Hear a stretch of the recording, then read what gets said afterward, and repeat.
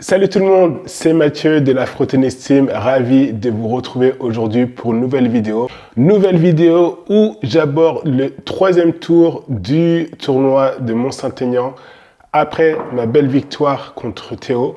Donc là aujourd'hui, on va jouer contre Luc. Luc, si je ne me trompe pas, 52 ans, 15-4 au jour du match. Et d'ailleurs, en parlant de classement, moi, en fait, si tout se passe bien, là, j'aborde ce match en étant 15-5. Après, c'est vrai que j'avoue, je ne sais pas comment ça marche au niveau des classements. Si pour ce match, en fait, je serais considéré comme 30 ou bien 15-5, mais ça, on s'en fout, honnêtement. C'est qu'un détail. Donc, c'est parti, on se regarde le match dès maintenant. Let's go. Alors, là, ici, c'est vrai que le match commence assez bien. J'ai 2 balles de break contre Luc. C'est vrai que, alors là, vous pouvez voir aussi que Luc, il a même aussi toujours en fait sa veste sans manche. Je vous avouerai que c'est vrai qu'il faisait quand même assez froid. Moi, vous pouvez voir qu'à chaque fois, je joue toujours, on va dire, en legging et aussi t-shirt thermique.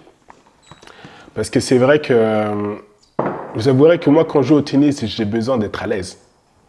Et alors, ça, quand je dis être à l'aise, ça va passer par l'équipement. Comme vous pouvez voir aussi, j'ai toujours mes petites habitudes où en fait, je joue toujours en blanc, toujours avec le même outfit. Et ça, en fait, ça fait partie un petit peu de ma routine pour être bien dans le match. Donc, toujours le même outfit, toujours la même serviette trouée. Même la dernière fois, ma mère elle me dit « Mais Mathieu, qu'est-ce que c'est que cette serviette ?» Je dis « Mais là, ouais, là, on la joue à la Nadal. On se met bien psychologiquement, comme ça, au moins, il n'y a pas de pensées parasites qui vont me déconcentrer pendant le match. » Donc là, en fait, là, dans ce match-là, j'ai breaké Luc, Luc m'a breaké. Et donc, concernant, on va dire, le fait d'être confortable dans ce match, c'est vrai que je l'aborde en étant peut-être encore un petit peu froid. C'est pour ça que j'ai aussi essayé de bien m'échauffer avant, parce que c'est vrai que malheureusement, en indoor, à Mont-Saint-Aignan, c'est pas chauffé, donc il faut bien se mettre en jambe avant de commencer le match. Et là, c'est vrai que c'est bien, donc je rebreak donc Luc, donc ça fait 2-1 pour moi maintenant. Et c'est vrai que là, vous voyez que ça va, j'arrive à bien maîtriser mon sujet. Honnêtement, je joue pas mal. Luc aussi joue bien, franchement. Il arrive à me mettre en difficulté, mais c'est vrai que là, maintenant, je gagne aussi ma mise en jeu. Et je mène 3-1, donc ce qui s'annonce bien. Donc là, Luc aussi, quand même, il arrivait aussi à bien me faire bouger. On va pas se mentir. Luc, assez dynamique, ça peut se remarquer aussi sur ses appuis, là, en l'occurrence. Pardon, j'étais un petit peu malade ces derniers jours. Sur ses appuis au retour, ça se voit que quand même il est bien en jambes, bien dynamique. Et j'avais remarqué que sur le revers aussi, il chopait pas mal. Donc là, en fait, après coup,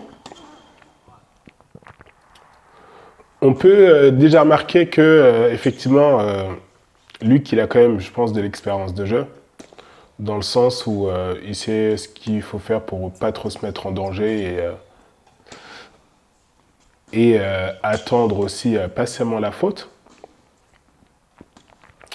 Et c'est peut-être, on va dire, ce qui m'a fait défaut et qui a fait que je me suis retrouvé avec une avance de 2 jeux. Et là, maintenant, Luc, en fait, qui est revenu à 3-3. Donc là, en fait, vous pouvez voir que par rapport, en fait, au début du match, c'est vrai que l'intensité de jeu a, en fait, déjà un petit peu baissé. C'est vrai que sur les premiers points, on pouvait voir que ça frappait beaucoup plus. Alors que là, vous pouvez voir que maintenant, c'est vrai que Luc, en fait, il attaque bien sur le revers, on va pas se mentir. Mais c'est vrai que on peut remarquer que dans le jeu, voilà, ça ralentit. Et il est aussi patient. Parce que là, honnêtement, j'ai essayé de l'attaquer sur son coup droit. Il m'a mis un très très bon passing. Un excellent passing, franchement. Donc là, maintenant, je me suis quand même pris 3 jeux d'affilée. Donc là, maintenant, j'essaie de reprendre quand même assez le jeu à mon compte et de remettre du rythme dans le match. En me montrant un petit peu plus agressif. Là, une faute bête. Franchement, une faute bête en longueur, malheureusement.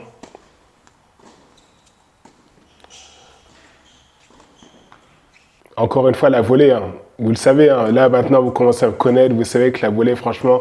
En fait, la volée, je pense que techniquement, j'ai compris ce que c'était, mais il y a encore vraiment un gros manque de confiance sur la volée. C'est ça mon problème. Donc là, une balle de jeu pour moi. Avantage. Et là, vous pouvez voir que Luc, en fait, il ne prend pas de risque. Hein. Il remet la balle tranquillement. Et moi, c'est encore moi qui viens fauter. Je ne sais pas, en boisant complètement au niveau du milieu de la raquette. Je ne sais absolument pas ce qui s'est passé. Donc, une balle de jeu de nouveau. Luc qui remet intelligemment dans le terrain. Et en fait, vous voyez, j'ai un petit peu aussi je vais pas vous spolier un petit peu le match, mais du moins vous faire comprendre la manière de jouer de Luc. C'est-à-dire qu'après le match, mais bon, je pense que vous allez comprendre quand même l'issue de ce match, c'est que Luc m'a dit, Mathieu, c'est vrai que si je jouais à ton rythme, ça aurait été plus compliqué. Donc j'ai ralenti le jeu, j'ai cassé ton rythme pour te pousser à faire la faute. Et là, vous pouvez voir que le match d'avant, où en fait ça s'est joué un petit peu en mode moonball, il a quand même bien réussi son coup. Et là, c'est vrai que, encore une fois, hein, je pense que c'est l'intention de jeu qui fait que je doute et je fais des fautes bêtes en fait. Là, dans ce jeu-là, je fais 2 grosses fautes en longueur, mais qui n'ont absolument pas lieu d'être. Et là, maintenant 5-4 pour Luc. On est sur mon jeu de service. Et c'est vrai que je fais les mauvais choix. Je fais vraiment les mauvais choix. Là, regardez, une double faute pour le frère le 7. Enfin bon. Deuxième set. Encore une fois, on essaie de partir avec de nouvelles intentions, être plus agressif. Mais là, voilà.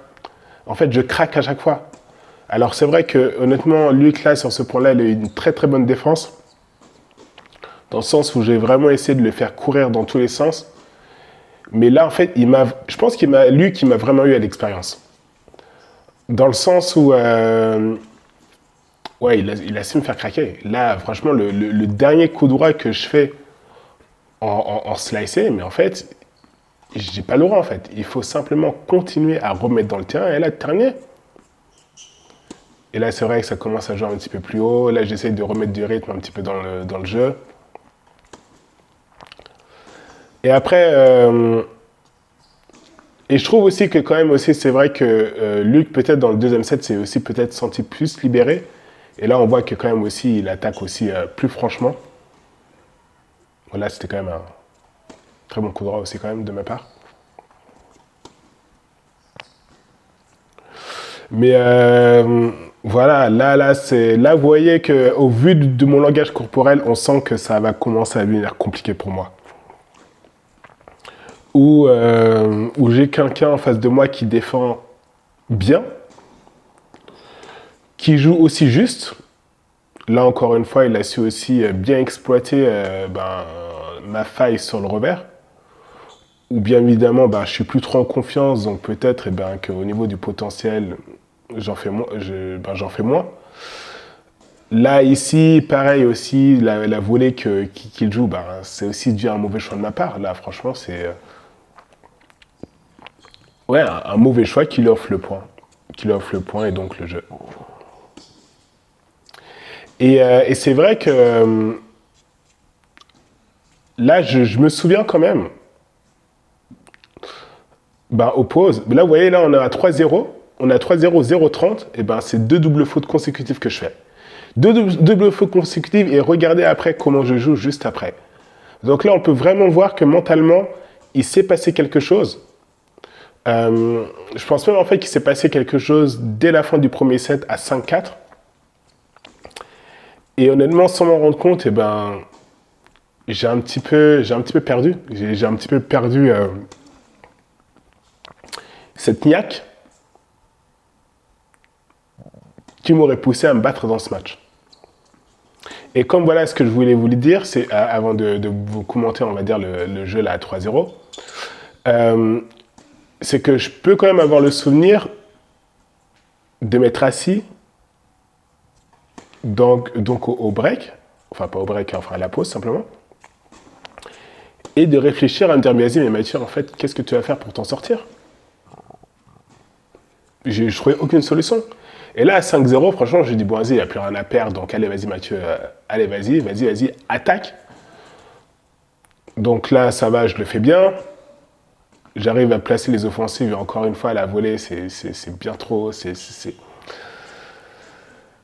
bien trop gentil, en fait. Combien de fois je peux tuer à la volée, là? Sur les trois frappes que j'ai faites, j'aurais pu terminer à la volée.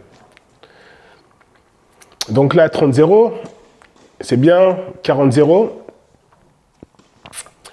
Et là, ben, je retourne dans mes travers. Et j'avoue que je commence à craquer, en fait. Donc 40-15, j'ai encore une chance au moins de faire un petit 5-1. Filet de nouveau. On n'est pas loin de balancer la raquette. Et là, ici, revers que je boise, il m'attaque. Et là, je vous avouerai que franchement, j'en avais marre. J'en avais marre et je voulais tout balancer. Et là, c'est pour ça que, vous voyez, je fais un service à la cuillère. Je m'en fous complètement. Là, pareil, je fais le service. Hop. Et là, j'avoue, j'envoie la balle dans la bâche parce que franchement, j'avais plus envie. Bon, finalité de ce match, les amis.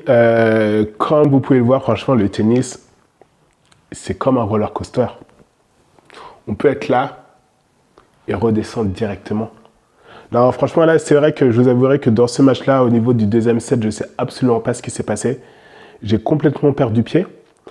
Et ce qui fait que malheureusement, mon épopée à Mont-Saint-Aignan s'achève déjà au troisième tour. Alors que honnêtement, je pense que j'avais honnêtement les armes aussi pour pouvoir gagner. Mais voilà, malheureusement, le tennis, c'est aussi comme ça. Hein. Parfois, il y a des jours sans, enfin des jours avec et des jours sans.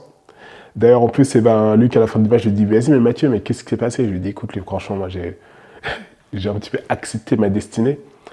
Donc, ma destinée qui était probablement, on va dire, de perdre ce jour-là.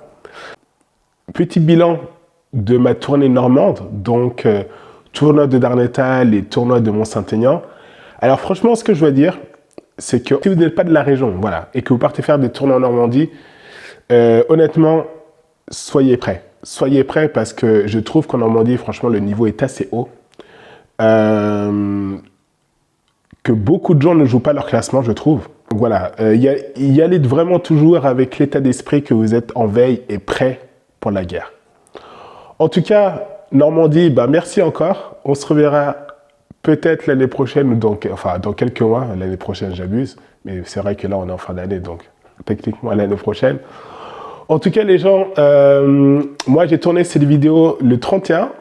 Donc, je vous souhaite en avance une bonne année.